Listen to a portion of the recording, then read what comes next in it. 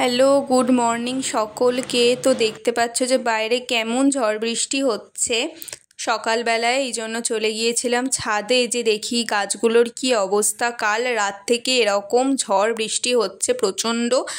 আর অনেক বাড়িতে নাকি আমি দেখলাম, ও ভিডিওতেও অনেকের দেখলাম যে কাঁচ ভেঙে গেছে, কিন্তু আমাদের এদিকে জানো তো অতটাও ঝড় হয়নি, হয়েছে কিন্তু খুব একটাও না, হয়তো আমরা বুঝতে পারিনি, সেটাও হতে পারে।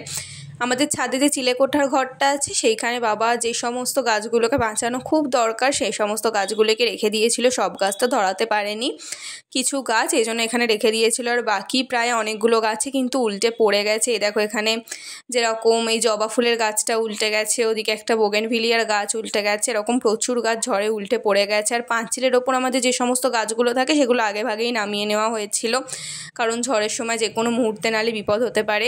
এই ঝড় বৃষ্টি না আমাদের কাছে আনন্দের হলেও সমস্ত মানুষের কাছে এটা মোটেও আনন্দের নয়। এমন প্রচুর মানুষ রয়েছে যারা খুবই কষ্ট করে থাকে, তো তারাই ঝড় বৃষ্টিতে প্রচণ্ড ভয়ে ভয়ে থাকে। দেখো কি অবস্থা, আর এখনো পর্যন্ত কিন্তু ভালোই হাওয়া দিচ্ছে। যদি আমার ঠান্ডা লেগে আমি শীতকালের মতো জ্যাকেট পরে নিয়ে যাই। আমার ফোন আমরা এখন আমরা চম্পাকলি হয়ে গেছি। চম্পা আমাকে ফটো তুলে দিবি। ফটোজ আর ভিডিওস অফ কোর্স বৃষ্টির মধ্যে। ইস দেখ গুচি বনুকে নিয়ে আসছে, গুচি বনু এটা ফুল খুলে গেলি। তো আমরা এখন অনেক অনেক ছবি তুলে নিয়ে ঘরে যাচ্ছি। আর কি পরিমাণে যে ঝড় হচ্ছে আর বৃষ্টি হচ্ছে, আর সমস্ত গাছ উল্টে গেছে, সমস্ত সমস্ত না, কিছু কিছু।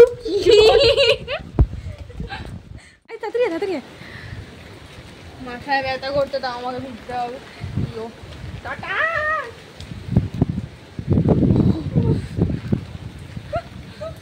এই ঝড় বৃষ্টির ওয়েদার কিন্তু আমাদের খুবই পছন্দের, দেখতেই পেয়েছো আমরা ছাদে গিয়েও কেমন মজা করেছিলাম। আর এসে এখানে মা বসিয়ে দিয়েছিল খিচুড়ি। আমাদের এই দিন ঘুম থেকে উঠতে অনেকটাই দেরি হয়ে গেছে, তো ঘুম থেকে উঠেই একদম খিচুড়ি প্রিপারেশন চলছে।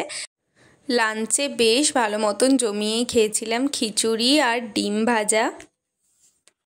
তো সন্ধ্যাবেলা হয়ে গেছে, এখন এত খিদে পেয়েছে, আজকে তো এমনিতেই কোথাও বেরোনোর নেই, এত বোর লাগছে না, এত খিদে পাচ্ছিল যে আমি ফার্স্টে ভেবেছিলাম যে সয়াবিন দিয়ে চাউমিন করব। এবারে 15-20 মিনিট ধরে খোঁজার পরে দেখলাম যে সয়াবিন নেই। তো আমি সুজি পেয়েছি খুঁজতে খুঁজতে, তো ভেবেছি যে ঝাল সুজি বানিয়ে নিই, কারণ আমার প্রচণ্ড খিদে পাচ্ছে, আমি পাচ্ছি না। তো একটা আমি তো জানতাম না জায়গা থেকে ঝাল সুজি বানাবো, নাহলে ছাদে গিয়ে কারি পাতা তুলে আনলে আরও বেটার হতো, বাট এখন আর ছাদে আমি যেতে পারছি না, আমার প্রচণ্ড র্যাদ লাগছে। তো তাড়াতাড়ি করে ঝাল সুজিটা বানিয়ে নেব। আমি এখনো জানি না যা সত্যি আমি ঝাল সুজি বানাবো নাকি আমি কিছু অর্ডারই করে দেবো অনলাইনে, কিন্তু জানো তো জোম্যাটো খুলে দেখলাম, জোম্যাটোতে কিছুই অর্ডার করা যাচ্ছে না, কারণ এই ঝড় বৃষ্টির জন্য ডেলিভারি দিচ্ছে না, মনে হচ্ছে আমাকে বানাতেই হবে। তো চলো দেখি কি করি। চলো এই ঝাল সুজি বানাতে বানাতে আজ একটু গল্প করি তোমাদের সাথে। জানো তো আমার জীবনে দেখা সবচেয়ে বিধ্বস্ত ঝড় হচ্ছে আমফান। আয়লা যখন হয়েছিল তখন আমি প্রায় অনেকটাই ছোট ছিলাম, স্কুলে পড়তাম, ক্লাস 3-তে পড়তাম তখন। বাদাম ভেজে তো রেখেছি, খোসাটা ছাড়িয়েওছি, কিন্তু অর্ধেক বাদাম চলে যাচ্ছে আমার মুখে, মানে রান্না হওয়ার আগেই সব আমি খেয়ে ফেলবো। আমফান যখন হয় তখন তো লকডাউনের সময়, তখন আমরা পুরনো বাড়িতে থাকতাম। আর ওই বাড়ির অবস্থাটা তোমরা যারা আমাদের পুরনো ভিডিও দেখেছো তারা প্রত্যেকেই জানো। তো খবরে যখন এরকম শুনি যে ঘূর্ণিঝড় হবে, তখন না আমাদের খুব আনন্দ, কারণ সেই সময় ঝড় বৃষ্টি শোনা মানে আমাদের প্রচণ্ড আনন্দ হতো যে বা কি ভালো ঝড় দেখবো চোখের সামনে থেকে। তখন যে ঝড়ের ওই বিধ্বংসী রূপটা সেটা তো কখনো দেখিনি। এরপরে আমফানের দিনকেও এরকম মনে মনে একটা বেশ উদ্বেগ রয়েছে যে আজকে ঝড় দেখতে পাবো। এরপরে যখন একটুখানি সন্ধ্যের দিক হলো, সেই যে মারাত্মক ঝড় দেখলাম, আর ঝড়ের যে হাওয়ার যে গর্জন, আমি জানি না তোমরা কারা কারা এটা উপভোগ করেছো, সেই থেকে না ঝড়ের প্রতি প্রচণ্ড ভয়। আর এরপর থেকে যখনই শুনি যে এরকম ঘূর্ণিঝড় হয়েছে বড়সড়, তখনই মনে হয় না বাবা, আনন্দ মজা সব দূরে থাক, আগে সবাইকে সতর্ক করা দরকার আর নিজেদেরও অনেক সাবধানে থাকা দরকার।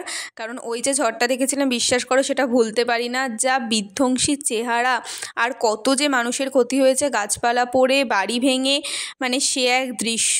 তো সেই দিনের পর থেকে না এই যে ঝড়ের যে একটা আনন্দ বা ঝড় দেখার যে একটা আনন্দ, সেইটা খুবই কমে গিয়েছে, উল্টে বরঞ্চ আরও ভয়টাই বেশি লাগে।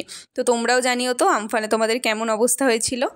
এই যে চলে এসেছে আর একজন ভাবলাম কিছু অর্ডার দিতে বলবো एक्सपेक्टेशन में पूरा पानी फेंक गया এরকম ভাবে সে প্রীতম জেফার ভিডিও করে না ভাবলাম মোমো অর্ডার দিতে বলবো আমি ভেবেছিলাম একবার যে মোমো অর্ডার দেবো কিন্তু তাও ভাবলাম যে রোজ বাইরে খাওয়াটা উচিত না তাছাড়া তুই জানিস জোম্যাটোতে কিচ্ছু অর্ডার দেওয়া যাচ্ছে না কারণ আজকে বৃষ্টির জন্য ডেলিভারি দিচ্ছে না বিশ্বাস হলে দেখিয়ে দেবো একটু পরে আমি দেখেওছিলাম তার জন্য আমাকে কষ্ট কারণ বিশ্বাস হয় না ভিডিওতে একবার সামনে থেকে আরেক এ ভাই এইসব বলিস না বলিস না রে বলিস না অ্যাকচুয়ালি গাইস একদিন আমি ওকে মিথ্যে কথা বলেছিলাম যে খিচুড়ি হয়নি মানে হয়নি কিন্তু আমি ভিডিওতে বলেছিলাম যে হয়েছে সেটাও জাস্ট ওর উপর একটা ছোটখাটো কিউটি পুচু প্র্যাঙ্ক করেছিলাম আমার একটা চ্যানেলে যেখানে আমার শর্টসে 4000 5000 পর্যন্ত ভিউজ এসছে আমার দাস সিস্টার্সে এখন ভিউজ আসছে না আর আমার যে চ্যানেল দেবজানিন্দা সেখানে তো আসছেই না বাদ দাও আমি জানি না কি হয়েছে এগুলো সব ইউটিউবের প্ল্যান আমি জানি রোস্টেড বাদাম তো তাই বলি আমি ভিডিও করা বন্ধ করে দেবো যদি একটা মানুষও দেখে আমি তার জন্য ভিডিও করব তো যাই হোক যদি ভিডিওটা ভালো লাগে তাহলে অবশ্যই লাইক শেয়ার সাবস্ক্রাইব করো তুই চুপ করবি তুই বেশি বকছিস যদি ভিডিওটা ভালো লাগে তাহলে অবশ্যই লাইক শেয়ার সাবস্ক্রাইব করে দিও অবশ্যই জানিও যে কোন পার্টটা তোমাদের বেশি ভালো লাগলো নেক্সট ব্লগ খুব তাড়াতাড়ি আসবে ততদিনের জন্য ওয়েট করো তো চলো টাটা টাটা টাটা